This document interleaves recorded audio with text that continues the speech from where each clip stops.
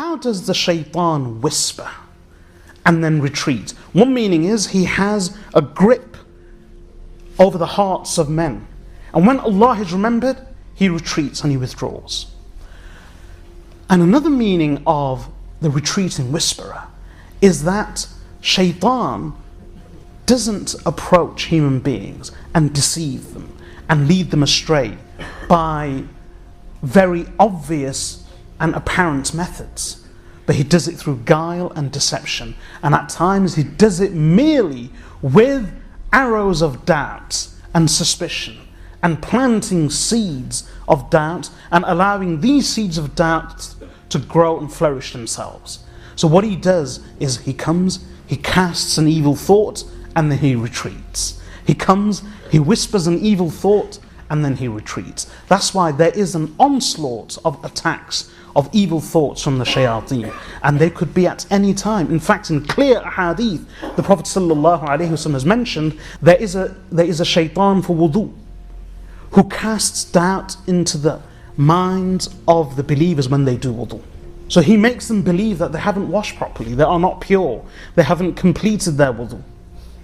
And that's why when people sometimes they suffer from obsessive compulsive disorder, that's one explanation, and at times that OCD is not the only explanation. But if it's excessive, then of course it should be treated. But when normal people experience doubt about wudu, then that is a result of shaitan. Then in another hadith, the Prophet ﷺ actually names a shaitan who is specific for salah. In a hadith related by Imam Ahmad ibn Hanbal in his Musnad, the Prophet ﷺ says there is a shaitan for salah, and he actually names him Khinzab.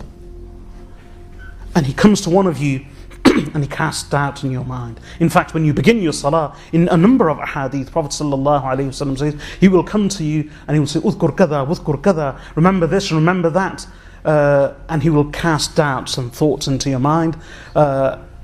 حتى لا يدري الرجل كم صلى, the words of the hadith, until a man forgets and doesn't even realize how much he has prayed. So the Prophet ﷺ says at the end, well, he should act on what he believes to be correct and then perform the two prostrations of error. So there is a specific shaitan for wudu, there is a specific shaitan for salah. And he wouldn't just attack normal people, he tried to attack Rasulullah ﷺ. In a very clear hadith, the Sahabi says that once we saw the Prophet ﷺ swishing his arms in this manner in front of him in salah. So after salah we asked him, Prophet ﷺ said, one of the shayateen was trying to distract me in salah. So this shaitan, who is with every one of us, will cast doubts during wudu, during salah, but these are minor things.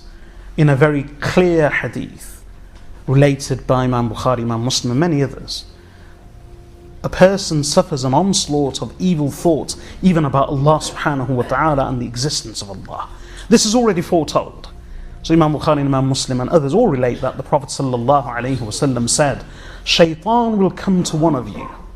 Abu Hurairah radiyallahu anhu says that the Prophet ﷺ said, shaitan will come to one of you and he will say to you that Allah created everything, so who created Allah?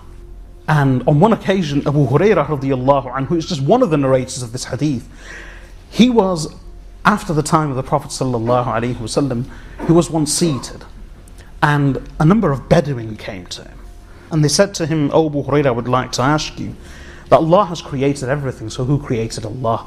Abu Hurairah radiyallahu anhu picked up some pebbles and threw them at them and said, "Sadaqa Khalili, my best friend spoke the truth. Rise, go away from here."